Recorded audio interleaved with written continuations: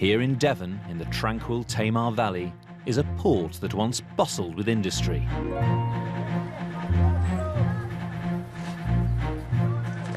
Overground, farmers supplied Britain's growing towns and cities with fresh produce. Daffodils set for London. While underground, miners extracted copper and precious minerals. Firing! Archaeologists Alex Langlands and Peter Ginn and historian Ruth Goodman are living the lives of Edwardian farmers for a full calendar year.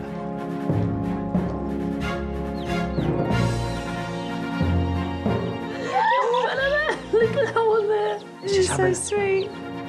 They're getting to grips with the rural industries that once brought wealth to Devon. Oh wow! We got something! It's a good one. Last month, the team ventured into the county's famous dairy trade. Oh, that is different, isn't it? Well, we like it. Planted new crops in their arable field and cashed in on the valley's booming tourist industry. Hooray! Now it's June, a time when farmers in the valley traditionally took their sheep onto Dartmoor for summer grazing. Here! Come, come! Here the team will explore an ancient landscape. I have to say, on a day like today, this is one of the best jobs I've come across. Learn how to profit from Devon's once booming wool industry. I'm just finding this really nerve-wracking, actually. And old friends arrive on holiday. My goodness, you know how to arrive in style.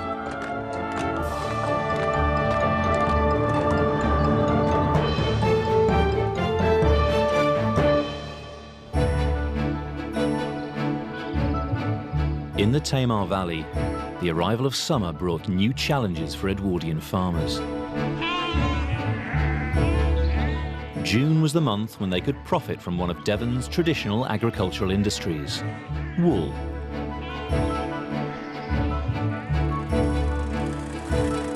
But this was also the time when farmers had to make use of any dry weather to harvest winter feed for their livestock. Traditionally, hay would have been made with all of this lovely succulent grass. But we're going to try for something different this year. Something new and radical in the Edwardian age. With the increasing use of science in Edwardian agriculture, the government of the day advised farmers to make silage, a method of starving the freshly cut grass of oxygen. This way, the green and succulent grass is preserved while still retaining vital nutrients. Now, we always associate silage with very, very modern farming, polythene-wrapped bales in the field and polythene clamping the silage in the farmyard. But in fact, actually, it says here, this was first widely adopted in the year 1888. So the Board of Agriculture and Fisheries are actively promoting silage during the Edwardian period simply because it has got such good nutritional value and succulence for your herd and your sheep throughout the winter months. To make silage, the team must gather in all the cut grass before it begins to dry in the field. Never thought I'd find myself in a field in June trying to stop grass drying out. Yeah. Perfect. Absolutely perfect. See, it's nice and green. It's that smell of freshly cut, freshly mown lawns. Well, it's that smell of fermentation, isn't it? Yeah, well, that's what we're looking for. To preserve the fresh grass, Alex and Peter will need to build an airtight container known as a clamp. The whole idea of the clamp is essentially to prevent the oxygen from getting to this organic material, because if it's just left out in the open, this material would actually start to rot down. And what these straw mats will do is they'll just stop the soil that we lay on top to ultimately seal the clamp from getting into the grass, because if it does that, it creates the kind of conditions that Listeria bacteria will thrive in. But that's it. That is the roof on. Are you happy with that? I'm happy with that. That's the easy bit. That's the easy bit, yeah. Shifting the earth is going to be the hard bit. Yeah. To prevent oxygen getting to the grass, Alex and Peter now have to seal the clamp with earth. Unopened, the silage should remain edible for several years.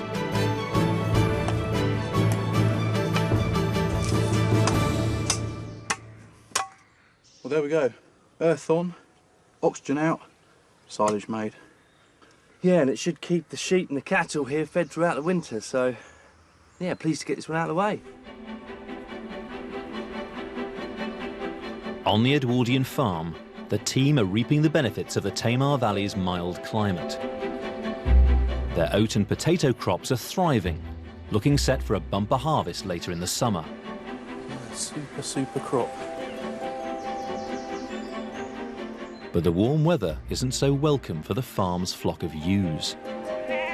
Now the sun's come out, the flies have come out. Yeah. Sheep suffer particularly from something called blowfly.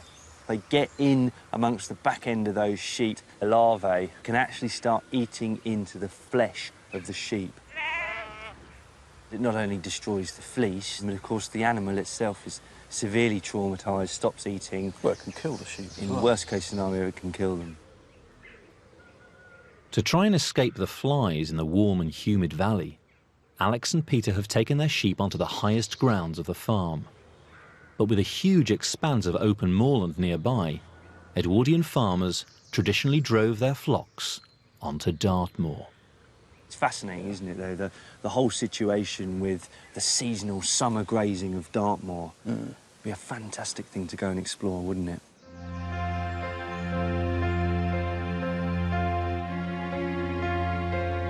Rising up to over 2,000 feet above sea level and covering 368 square miles, the vast barren moorlands are a stark contrast to Devon's green and verdant valleys. Dartmoor is a wilderness. I mean, you've got granite tors sticking out of mossy, peaty bogs, and the farming that goes on there has been sculpted by the landscape itself.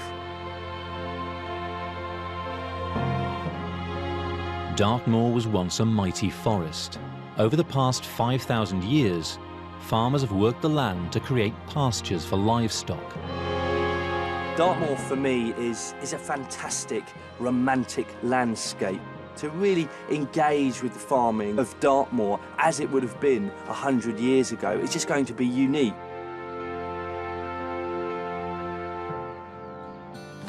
Would you mind keeping the farm ticking over? Yeah, of course. The annual pilgrimage of sheep farmers to the moor meant that women were often left to look after the farms. Right, here we go. Now, Ruth, whilst there's no signs of blight on the potatoes yet, a preemptive spray is in order. You've not used this before, have you? No, but, you know. For farms to prosper, traditionally male or female tasks were often interchangeable. If it hadn't happened all the time, can you imagine what would have occurred for World War I? Britain would have fallen apart.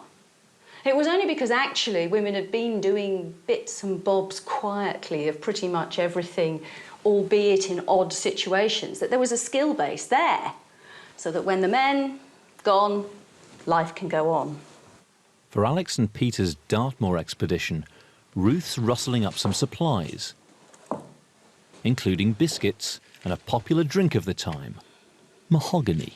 We need the zest and the juice of 1 lemon, and as much rum and brandy as you can force in a bottle, and a good dollop of sugar to sweeten it.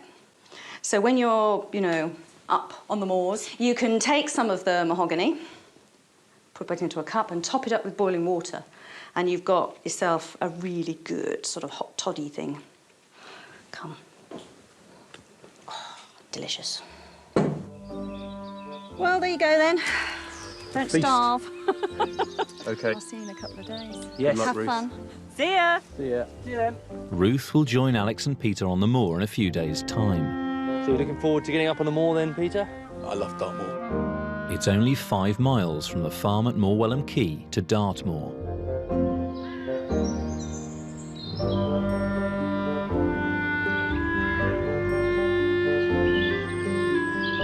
So are we nearly there yet?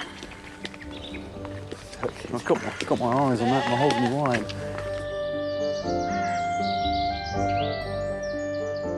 Alex and Peter are travelling to a traditional farmstead on the lower region of the moor that's witnessed centuries of Dartmoor farming.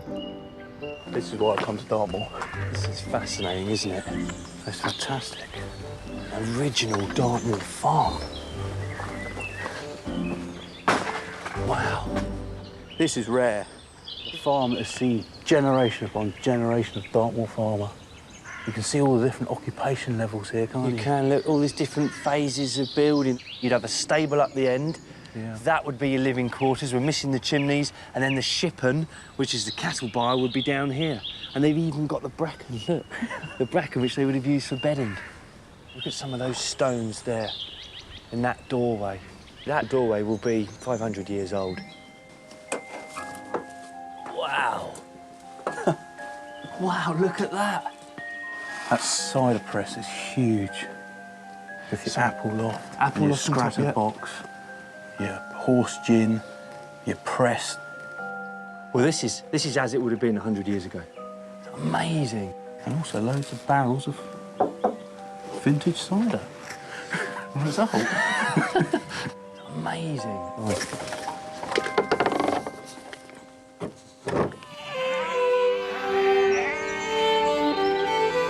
The farm belongs to Colin Pearce, a sheep farmer who believes passionately in preserving the traditions of the moor. These are the sheep, one of England's oldest breeds of sheep. Right. Colin farms the white-faced Dartmoor, the native breed of sheep whose long wool fleeces once played a vital role in the economy of the moor. Well, this country, it's easy to forget that we built a nation on the wealth generated from the wool trade. We did. Churches and bridges, wonderful names come up like Bridge on Wool, and it was the profits of wool, the culture, the economy, the prosperity, and the wool, of course, paid the rent for these little farms. This was a wonderful day when you came to shear because you waited 12 months for this fleece to mature. Well, we look forward to helping out. Let's see if we can't throw a bit of fun into the bargain. By fun, do you mean competition? Yeah, I think so. I've surprisingly weak forearms, despite what people say, so I wouldn't mind being paired with the slightly better shearer. To teach Alex and Peter the craft of hand shearing, Colin has called in champion Devon blade shearer George Mudge and his son Andrew. I think that it tends to run in families. I mean, my father was a good shearer and all his brothers. Yeah. And of course now Andrew's good at it as well. Here we go then, there she is. Travelling from farm to farm, an Edwardian blade shearer would have hoped to remove a fleece in less than 5 minutes. You're going to have to be very careful, Right. you know, not to cut them. You've got to really know the contours of a sheep's body then. Absolutely. You know, you've got a pair of blades here which are 6 inches long. Take your finger off. Yeah, you can take your finger off quite easily. And she's all right with this? She's not too traumatised by it? No, not at all. And I mean, generally speaking, of course, when the weather's hot, they're really glad to get it off. Right. So the way you're shearing here is essentially so that the fleece all comes off in one piece. It's a bit like when you're shaving, you know, you have to keep the old skin tight. That's right, you have to sort of draw your face, don't That's you? it. To get the razor over it. Yeah. And the other thing that you should do when you're shearing, you should avoid, as near as possible, skin cuts and second cuts of the wool. Are hand shears still in use much around the world?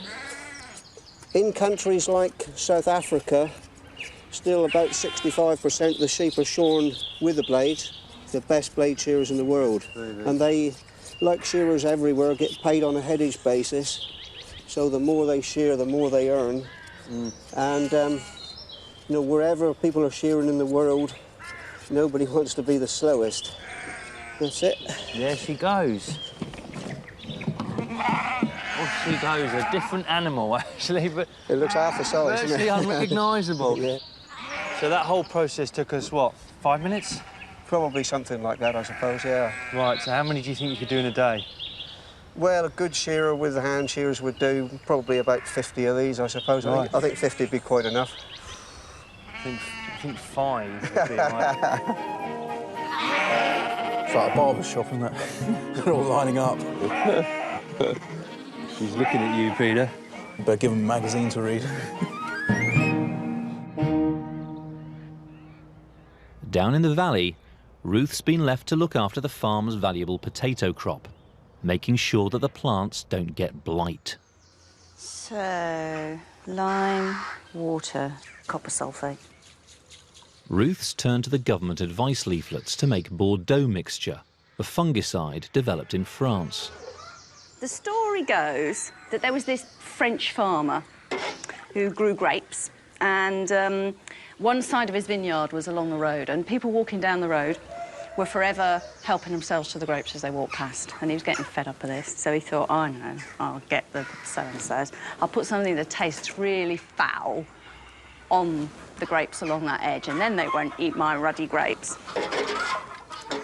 And he presumably had these things knocking about in his farmyard, sprayed it on, and it did indeed stop the people nicking his grapes. But he also noticed at the end of the season that whilst the rest of his field had mildew problems, that row didn't. After devastating potato famines in the mid-19th century, Bordeaux mixture revolutionised arable farming.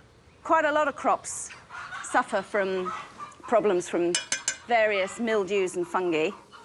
The most important of which, of course, is potato and tomato blight, which just absolutely decimates. If it arrives on the wind in damp air, little spores, they touch the edge of a crop. Once you've got it on one crop, it's going to sweep through the rest of your crop in very, very short time. So keeping blight off was deeply important.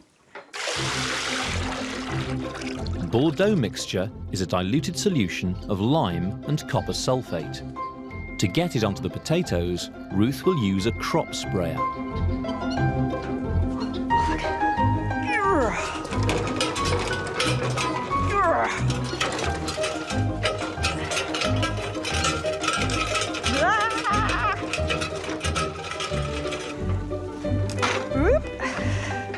Well, that'll do to start with.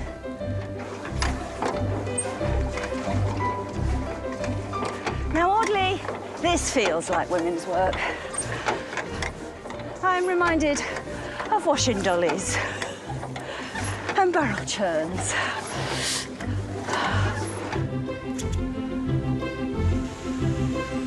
Ooh.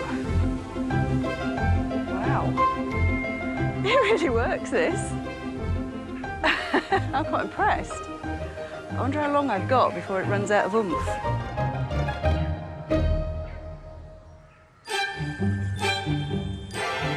Oh, sorry. Just snip away. On the Dartmoor farm, it's Alex and Peter's turn to shear, and they're getting competitive. Are you dancing over there, Peter? Yeah, Come shear with me. something for the weekend. I'm just finding this really nerve-wracking, actually. You can sense my anxiety. It's all about handling the animal.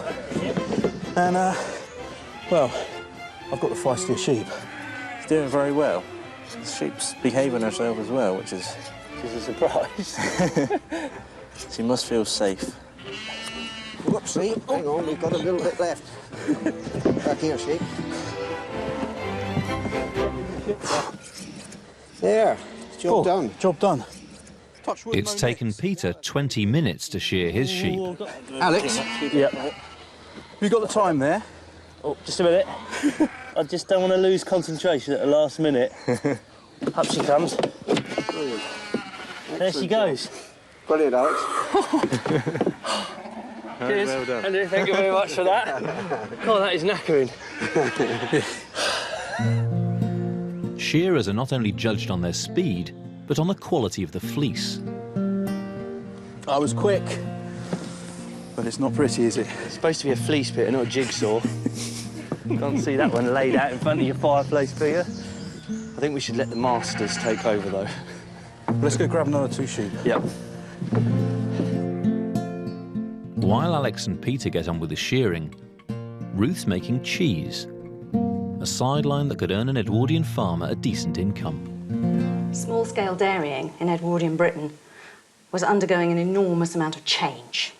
For centuries and centuries, tiny little farmhouse kitchens had been able to quite commercially make a little batch now and again, sell a few at market, keep a few for the home. By the Edwardian period, little local rustic cheeses pretty much dead.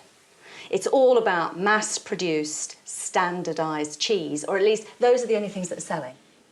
To help dairies produce standardised cheeses, the government advice leaflets recommend specific recipes. The one I thought I'd make is this last one. Soft cheese number 2.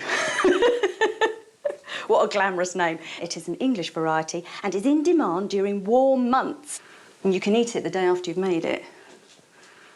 I've been warming my wet milk on the stove. I need it at between 92 and 95 degrees Fahrenheit, which, if I had a thermometer, would be really easy to measure. As I haven't, I've been doing it with my finger. And basically, I want it a little bit warmer than blubber heat. I want it so it feels warm but not hot. Now, the rennet is the thing that changes it from milk into curds and whey. Now, obviously, I've got to spread the rennet through the whole mass. You know, it's a tiny little drop of rennet, loads of milk. But as well as that, the stirring is really important in ensuring the final texture of the cheese. Because if you don't stir at this stage, the fat or the cream can rise, and you'll get bits of the curd that are very creamy and bits that are very thin. It's amazingly calming making cheese, sort of quite relaxing. If you get overexcited, you don't make terribly good cheese. Ruth now has to wait 4 hours until the curd which will form the final cheese is fully separated. Oh yes, I've got a decent set on that. What I want to do is take crusts of curd that are hardly untouched, so they're very, very sort of still junkety and jelly-y like, and lay them in. So I'm sort of just breaking through the curd and lifting it out in great big jelly pieces. Look at that. And it goes straight into my mould. It's like dealing with a living thing.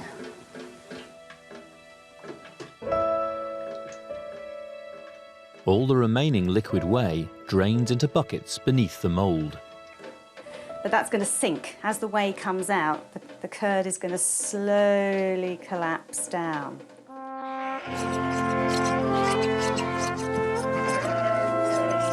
That's so mesmerising. After a hard day of shearing on Dartmoor, the team are finishing the last of the ewes. Off they go. Well, that was excellent. Thank you very much, George. That's all right. For the evening's entertainment, Colin has laid on a traditional West Country game of skittles. I'd just like to thank the team and all the hard work done by the shearers, the skill that goes into it, for looking after my sheep, and for making it a perfect day. Cheers, lads. Yeah. Cheers. Cheers. Cheers.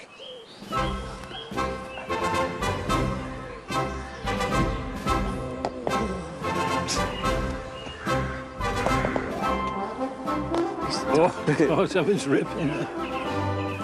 Oh no! Who's in next in? Oh, I think I better stick to shearing. Oh, yeah, that's better.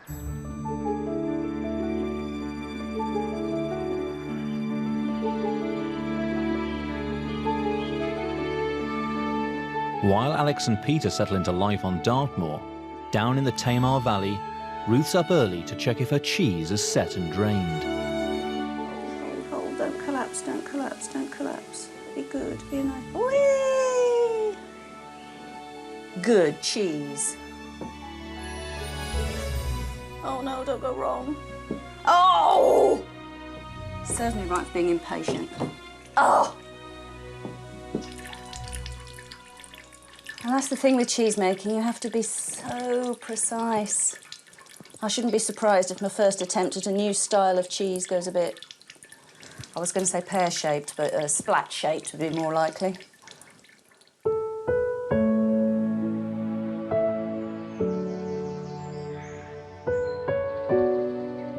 It's mid-June, and on Dartmoor, with the shearing season in full swing, this was the time when Edwardian farmers finally cashed in on their flock's valuable fleeces.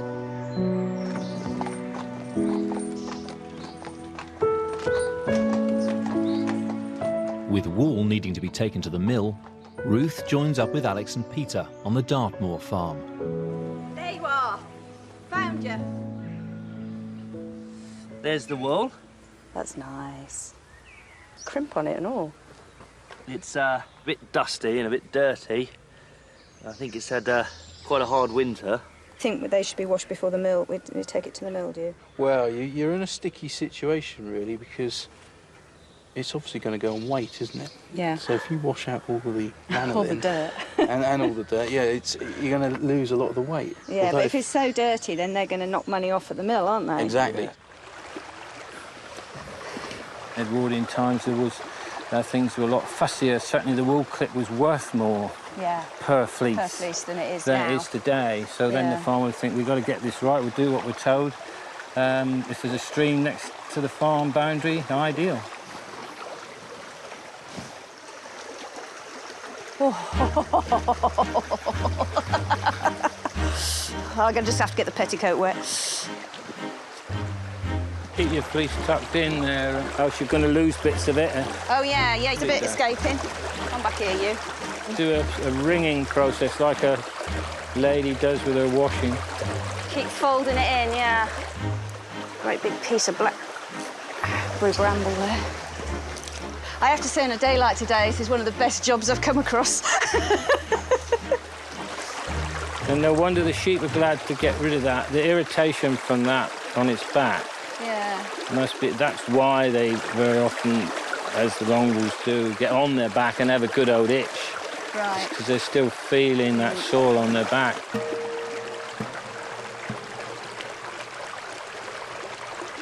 Beautiful Dartmoor scene this is. Beside a babbling brook. The peacefulness, the serenity, the slow pace of life. And I think it shaped the character of the people. Right. Oh, incredible. Where do you want it then? I don't know, up in the sun, I suppose. I do know, I feel like a kid on holiday. High above the lowland farms on Dartmoor is the vast expanse of open moorland where, for centuries, local farmers have had common rights to graze their livestock. Often having to move their flocks over large distances, here sheep farmers have had to rely heavily on their dogs. Eager to understand how this relationship between man and dog works, Alex and Peter have come to meet lifelong Dartmoor shepherd Kenny Watson and his border collies, Wag and Roy. Sit down. So how do you tell the dogs to go left and right? They've got their sides, what we call their sides, their commands, right? Like, right-handed is, where? And of course, that's always their right, not your right. Always. And if you want him to come left, come, come, come. There he goes, Come. there, round he goes. And, like, quite an important one on the moor is look back. Because sometimes they'll come in under hill and their sheep will come away and you'll see 2 or 3 moving behind, like, you know. Behind the dogs? Behind the dog. Go back! Yeah. Go back! So they've gone off to look for the sheep. You've told them there are sheep up there somewhere. They think there's something back there. Well, I'm looking forward to seeing how you get on with our extremely small pen in this extremely large field. Well, I'll do my best. OK. Here, let it. Get out! Where? Where? It's real precision work, isn't it? Yeah. We don't think of sheepdog work as a craft, but it is. She's the real feisty one. I don't. No. Here we go, last one. Sit down. Sit down. Brilliant. And is there a trick to this at all? I think the biggest advantage is to be a farmer, to know how to handle the sheep, to know when to move the dog, to stop them at the right time. But the dogs enjoy themselves. Oh, they're always happy to work. Yeah. Always happy to work. I'd rather have 1 dog than 10 men. They know the place, they know the sheep, they're so quick and that. I couldn't manage that.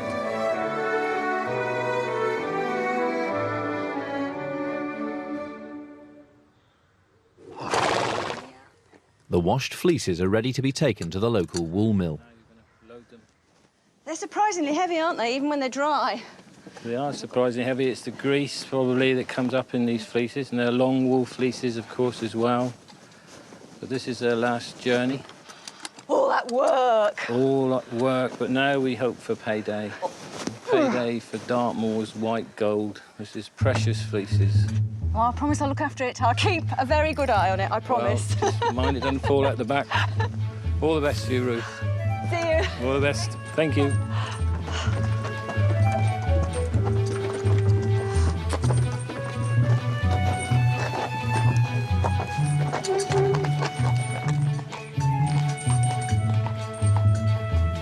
Ruth has arranged to deliver the fleeces to Peter Fisher at Cold Harbour Mill. Hi. Hello, Ruth. Pleased to meet you. Nice to see you. What a wonderful place. Yes, you managed to find us all right? Oh, yes. Well, I just followed the chimney, you know.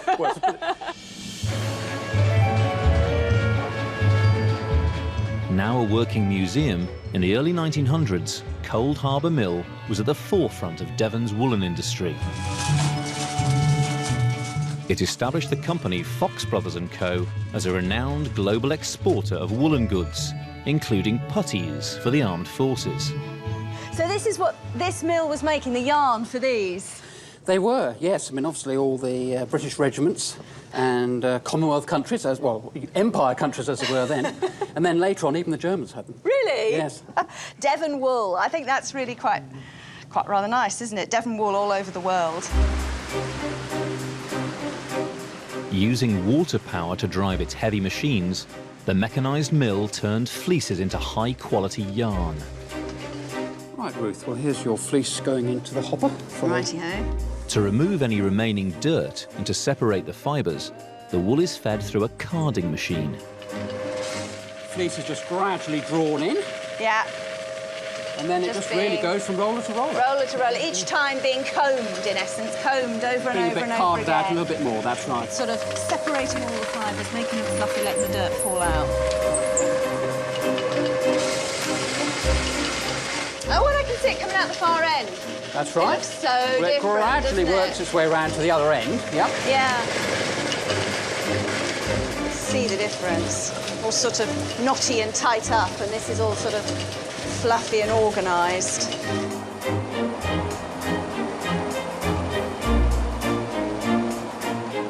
After the wool has been carded, it's drawn out to 8 times its original length. Being drawn out through the roller, and as it comes down the flying arm, a little bit of twist is put into it. Right, so we've got sort of like fat, fluffy string at this place. That's right, well, that's called the slubbing. So then from this machine onto the next? That's right, now we've prepared it, we can start spinning. In the spinning process, the wool is twisted and drawn out to create a thinner yarn. So these are off the last machine, the big fluffy string. Yep, here's our slubbings on the top, drawn out between the 2 sets of rollers, but of course much more twist being put into it now. Yeah, I can see they're spinning really much, much faster.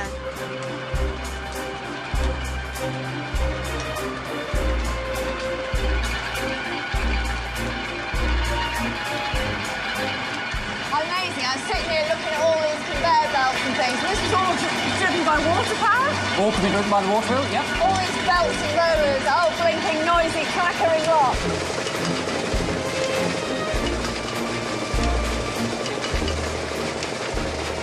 So these are the threads that have already been spun, but I mean, they're pretty useless in that state, aren't they? If you take the tension off, if I just sort of open a bit up, you can see it wants to sort of go all knotty and kinky.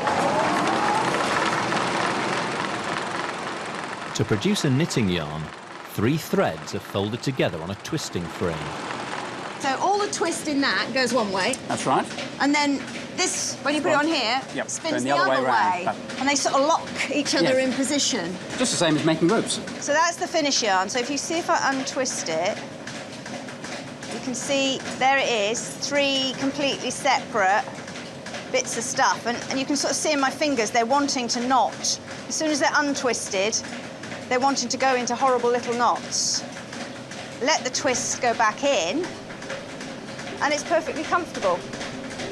I just really like this about, you know, textiles. It's just so clever. It's really simple but clever, isn't it? I mean, it's the basis of everything. String, rope, textiles, clothes. You know, suspension bridges are built using this technology, aren't they? With wire, that's right.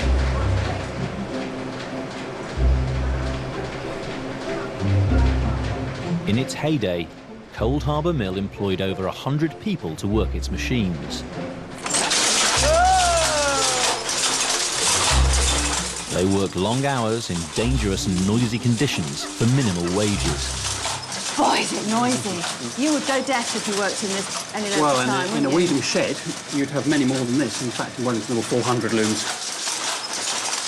I know that the weavers themselves were usually adults, but in a mill like this in the Edwardian period, an awful lot of the work is being done by quite young workers, isn't it? Usually female. Mainly female. Yeah, I'm afraid because they got paid less. Because they got paid less, they were cheaper. I mean, what that must have done to them in their sort of growing years. Quite incredible. I'm afraid they got their cloth ears quite quickly. Yeah, cloth ears, yeah, you would, wouldn't you?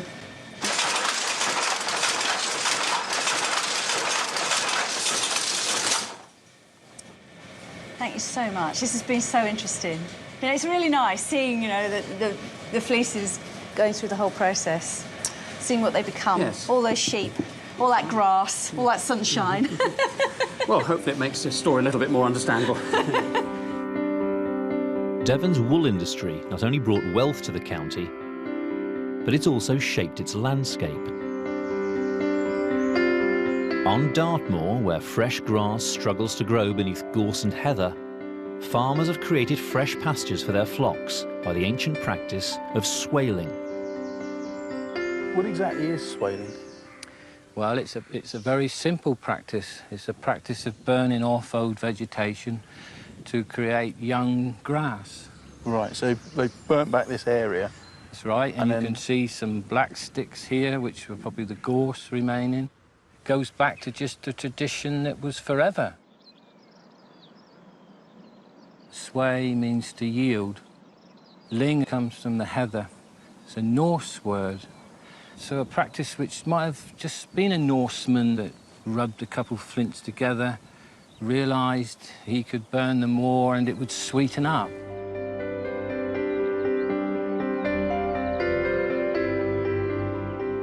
Against all odds, for thousands of years, farmers have managed to tame this otherwise inhospitable moorland. While he's on Dartmoor, archaeologist Alex is keen to explore this ancient landscape.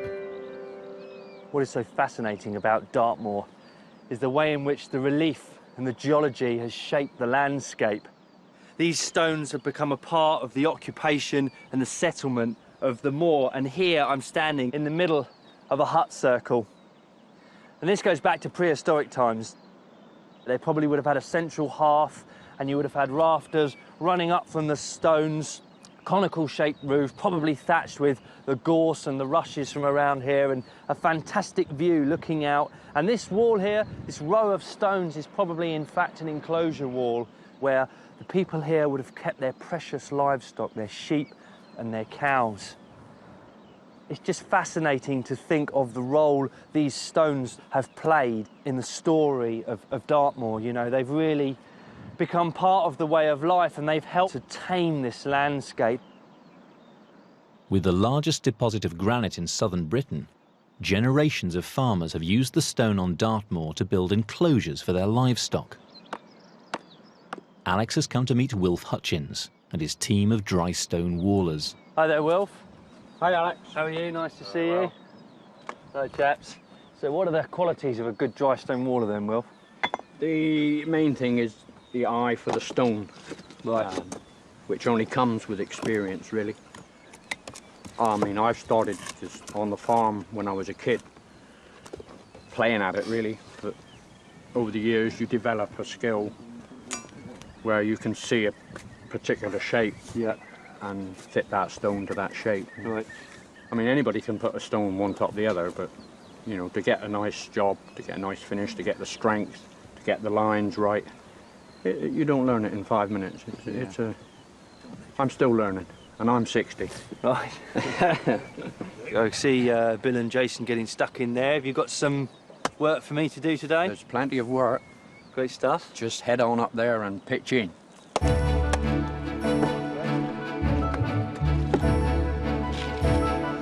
I think he's a bit wobbly. A bit wobbly? Needs trigging, putting a chip in behind the stone to firm it up. So what I like about this is it's sort of rough and ready. It doesn't have to be pretty, it's just got to be functional. That's right. It's a great way of building, actually. He's coming this way. So how many metres would a good dry stone waller be expected to do in a day? Just a single face like this? Well, I would like to think we could do 10 metres a day. 10 metres. The landowners would bring in a gang of people and say, right, do that wall. The men would build the walls, and the ladies would bring the stone in wheelbarrows to the men to build. Right. I can't get my wife to do it. No. Right. What about that? That's the perfect. Watch your fingers. Dry stone walls vary hugely from region to region. Something like that, or is that's a bit too high there, isn't it? Too high, yeah. Some walls are easier to build than others, depending on the size, shape and type of local stone. With the flatter stone, obviously, you don't need the chips, the twigs in behind. But with the rounder ones, obviously, it's just a balancing act. Of course, they didn't have safety specs back in the Edwardian days, did they? It needs a bit more off there. Right. That's looking nice, isn't it, that is?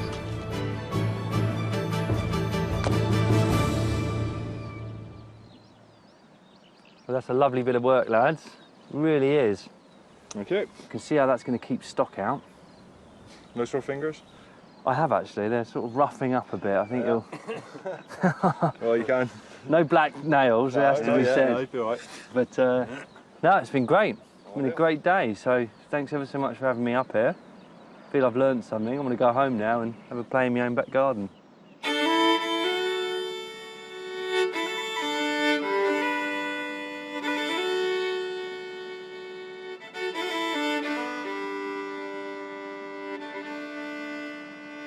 Governed by the geography and geology of its landscape, for centuries the farming way of life on the moor had changed little. But by the early 20th century, a new industry on Dartmoor had emerged.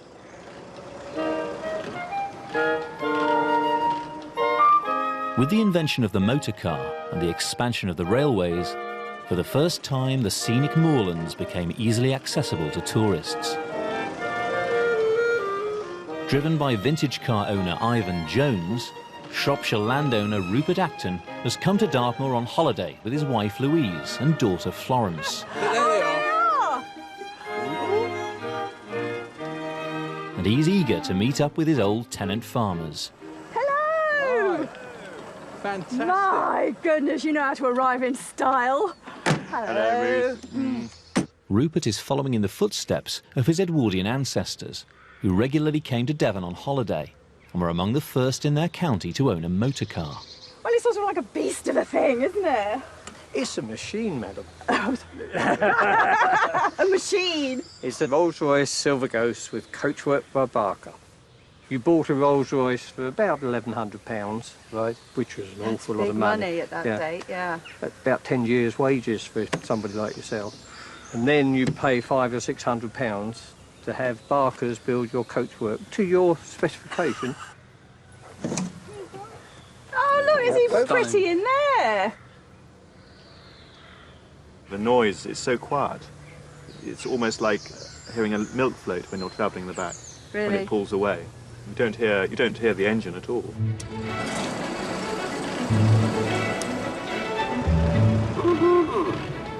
Although this was beyond the means of Edwardian farmers, Alex, Ruth and Peter can't resist a spin in the most sought-after car of its day. If you were going to be some super rich person at any point in history, I think I'd go for the Edwardian. It's got to be the Edwardian age, isn't it? How fast can it go, Ivan? Well, 65 reasonably comfortably, really. How many miles per gallon are you getting? 10 to 12. 10 to 12 miles per gallon. Pretty surprising, isn't it? There were petrol stations already by 1909. They're dotted around this part of the world because so many people came touring, doing exactly this. The writing's on the wall for the horse and car, wasn't it? It was. Yeah. Give them a little toot when you go by. The arrival of the motor car not only opened up the countryside to tourists, but also enabled the wealthier members of Edwardian society to indulge their passion for picnicking. Really ought to get the Pims out, darling. Who's going to start with a lobster? Who knows? Well, they are huge. Claws. It's sort of almost iconic, isn't it? The sort of the Edwardian picnic. When you think of that period of history, it's sort of one of those things that springs to mind. Endless food under hot summer skies in beautiful places. I suppose one of the most famous kind of Edwardian picnics has got to be the Wind in the Willows, where Ratty is listing every single item in the picnic basket, and it's just one continuous list.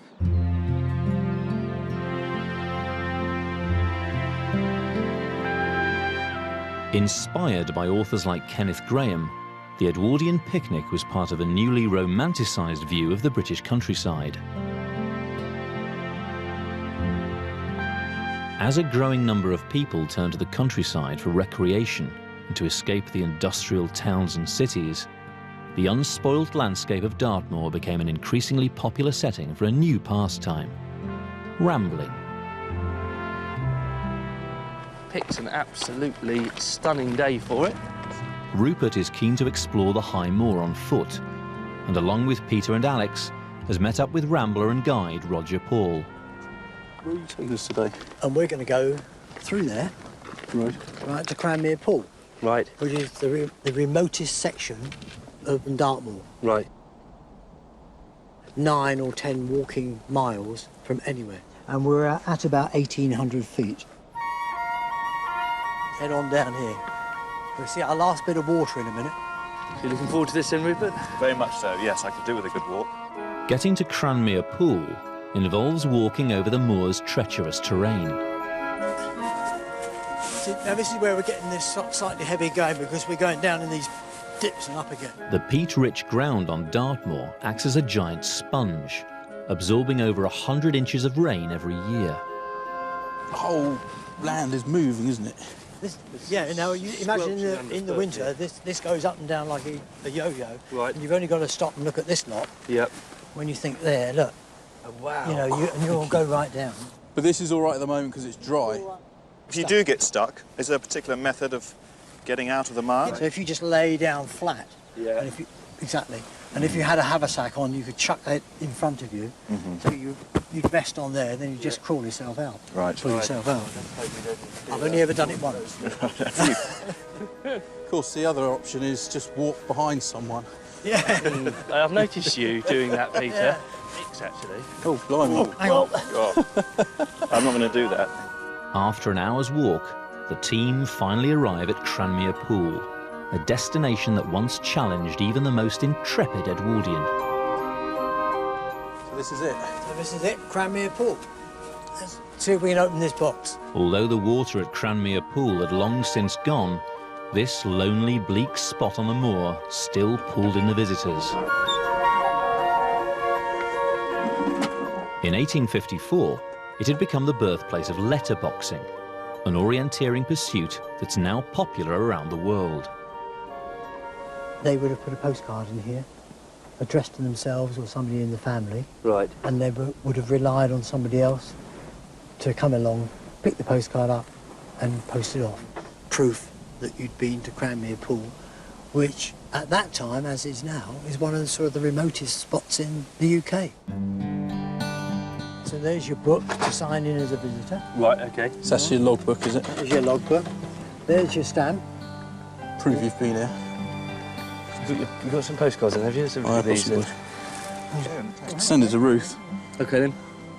So we can prove to her we weren't at the pub all afternoon. Send some sandwiches. Just about make that out. And would they have had to have waited long for that postcard to arrive at home? Well, I would have said comparatively not, because if you look in the first year that the book was put in the tin, which was 1905, there was something like between 600 and 700 visitors in the first year. Right. And within 3 years, that had risen to nearly 2,000 visitors. Wow. And there is a record, I think in the very first year, within a couple of months, of a Frenchman signing in and putting a postcard in to himself back in France. Right, here we go then. Put these in there. And then the next visitor to here should post them for us. Let's hope. Fingers crossed. Yeah. Are you going to guide us back? Or are we on? He's going to see what we've learned. No, he's see what we've learned. Is there a quicker way home?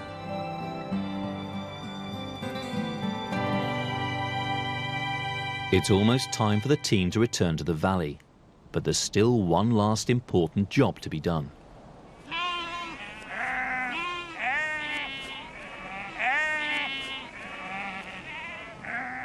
When the shearing season was over, the white tide of Dartmoor began. Once, hundreds of lowland sheep farmers would have driven their flocks onto the highest pastures of the moor for summer grazing, an annual pilgrimage dating back to the Middle Ages. Here!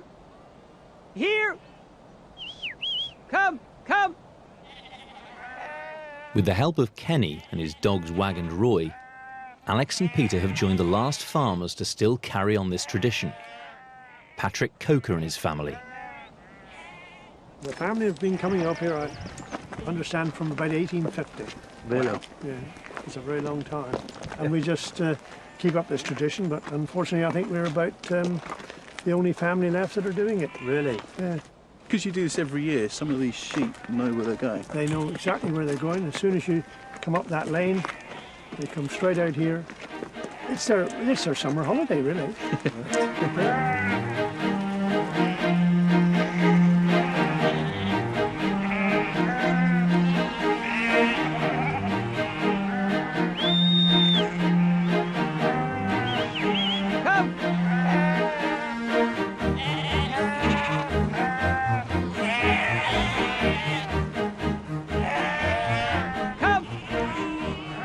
Having done all that work to get them ready for the moor, you're confident that they're going to do well for a couple of months? Oh, yes. Yeah. They won't put on a lot of flesh. Right. But they'll be healthy. That's Right. the main thing. They lose that hardiness if you don't put them there year after year. And we can get on with a few other jobs, haymaking, silaging. Yeah. And it gives the farmer rest, really, as well. That's the other thing. Right.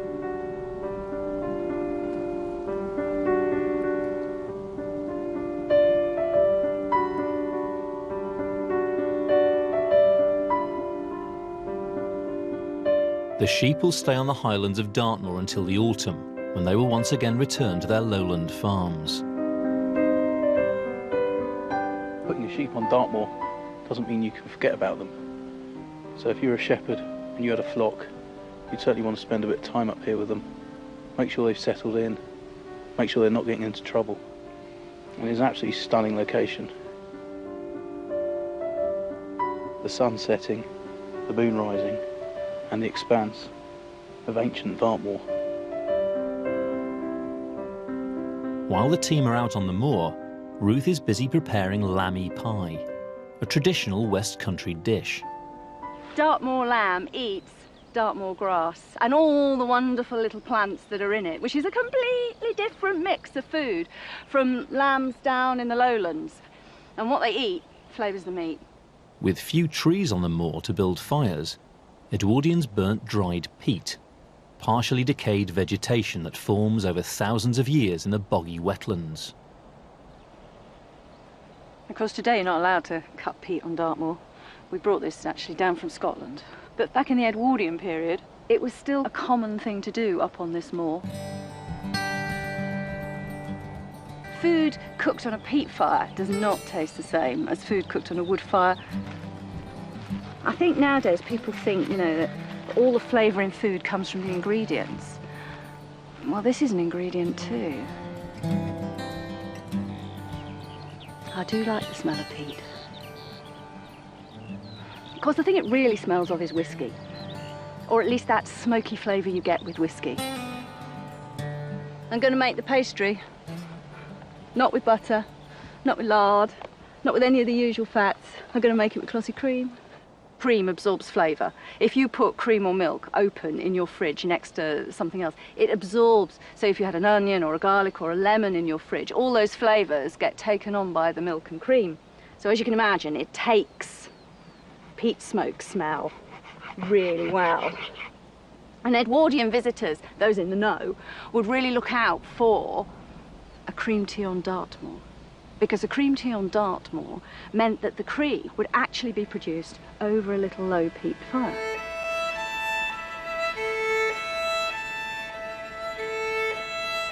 It's absolutely amazing. It really is.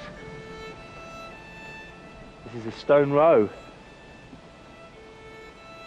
The termination of an ancestral highway, and there's no doubt about the fact that this monument would have had a role to play at Midsummer. And here, this is the sacred place. This is where the rituals would have been played out. And of course, in the Edwardian period, they speculated wildly about what would have happened here.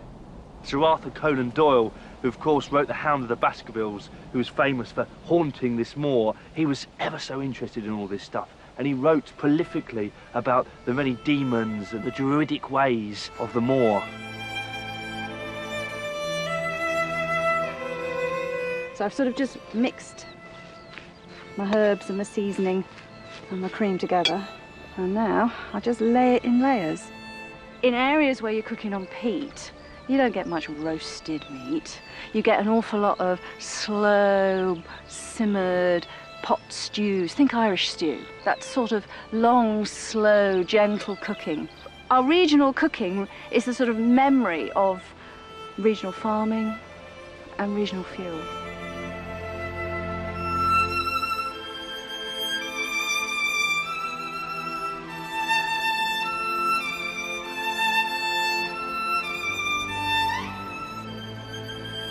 Whoa! Wow. That is fab. That was part of that slice. Hot. It's a fantastic location, isn't it? It's a million miles away from Wellham, isn't it? I think the stone row and the standing stone there is the most interesting thing for me, because Conan Doyle's story, Hugo de Baskerville, he's got his eye on this young maid down in the village, and you know, he wants to have her for his own. So what he does is he kidnaps her and he locks her in the tower. And while she's there, he gets all his mates up for a sort of ripping party, you know, and they're feasting away. And then one of his manservants comes to him and says, "She's escaped, she's escaped." So of course he jumps on his horse and he races after, and he races across the moor. Of course, all his friends are like, "Oh, no, God, we must follow him, we must follow him." And they eventually find him. Above him, tearing his throat out, is the Hound, this black dog. And of course, it's happening at the Standing Stone. Ruth? Yes? You got the reins to the pony. I'm off. It's a spooky place.